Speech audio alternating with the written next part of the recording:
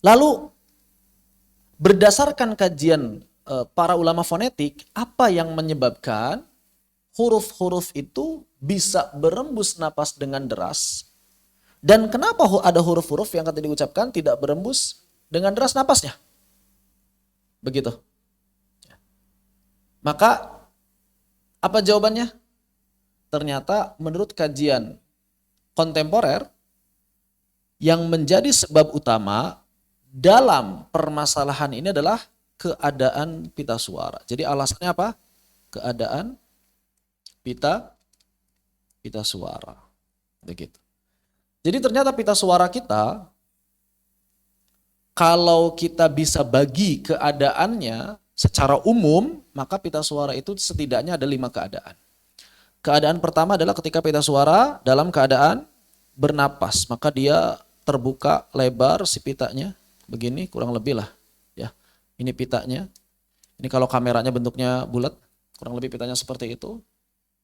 Kemudian kadang pitanya agak tertutup atau terbuka tapi tidak lebar.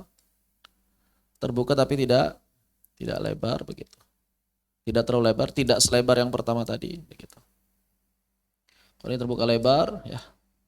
Kemudian ada keadaan yang ketiga, yaitu pita suara di mana pita suara bergetar. Di mana pita suara bergetar. Kayak gimana bergetar pita suara? Inilah ya. Pita suara bergetar. Pita suara, ini selaput pita suara ya. Pita suara bergetar, jadi gini, bergetar. Ini yang ketiga. Yang keempat adalah keadaan di mana kita mengucapkan huruf H yang jelas, yaitu pita suara agak tertutup. Ketika mengucapkan huruf H itu agak tutup, kebukanya sedikit aja. Ketika mengucapkan huruf H. Dan yang terakhir, yang kelima adalah pita suara tertutup rapat.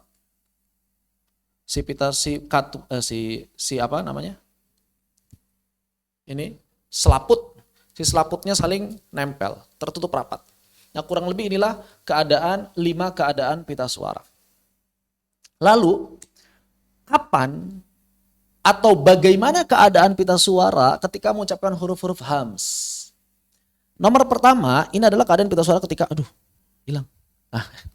Ini adalah keadaan pita suara ketika bernapas. Yang pertama adalah keadaan pita suara ketika bernapas. Ketika napas normal. Begitu. Kemudian yang kedua, inilah yang menurut penelitian ahli fonetik, bahwa keadaan pita suara nomor 2 ini adalah keadaan pita suara saat mengucapkan huruf-huruf hams. Normalnya begitu, terbuka agak lebar. Terbuka agak lebar. Kemudian, kenapa ketika kita mengucapkan huruf-huruf jahar, kenapa ketika kita mengucapkan huruf-huruf jahar, itu tidak ada hembusan napas? Apa yang menyebabkan? Ternyata disebabkan pita suara bergetar. Disebabkan pita suara bergetar. Jadi dia ditahan itu di situ. Ditahan itu di situ. Ya. Ini adalah mengucapkan huruf-huruf jahar. Ketika mengucapkan huruf H, aslinya sama dengan hams yang lain. Tapi kalau benar-benar disamakan, nomor 1, nomor 2, nomor 3, nomor 4, nomor 5. Kalau benar-benar disamakan di nomor 2, maka huruf H akan terjadi khofa. Jadi kalau misalnya kita ucapkan H di sini dengan pita suara yang terbuka agak lebar, maka dia akan terjadi khofa. Apa itu khofa? Samarnya suara huruf H. Sehingga huruf H butuh keadaan khusus. Betul dibuka, tapi dibukanya jangan lebar-lebar. Dibuka dengan keadaan yang lebih sempit, yaitu nomor 4. Inilah keadaan huruf H. Sama-sama terbuka, tapi terbukanya harus lebih sempit. Untuk lebih memperjelas suara huruf. Jadi jangan kayak yang lain. Nah, kurang. Caranya disempitkan. Begitu. Dan yang terakhir adalah pita suara tertutup rapat. Atau bahasa lainnya glottal stop. Glottal stop. Kapan ini? Saat mengucapkan huruf hamzah. Nah, ini dia. Saat mengucapkan huruf hamzah. Jadi Pita suara kurang lebih ada 5 keadaan, ada juga yang membagi menjadi 4, ada juga yang membagi menjadi 3 ya, sesuai kebutuhan. Tapi saya bagi menjadi 5 sesuai kebutuhan juga. Begitu. Ketika kita memahami hal ini, maka kita akan lebih mudah mempraktekannya. Ketika kita memahami hal ini, maka kita akan lebih mudah mempraktekannya. Kenapa? Karena fokus kita di pita suaranya.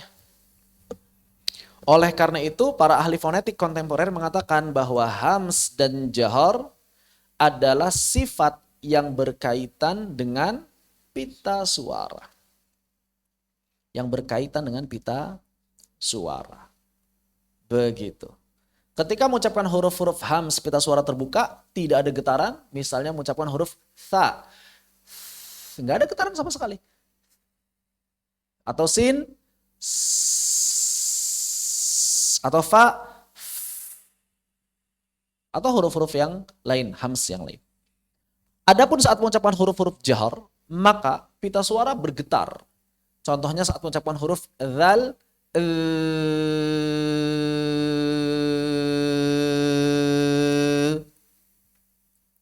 kemudian saat mengucapkan huruf zai,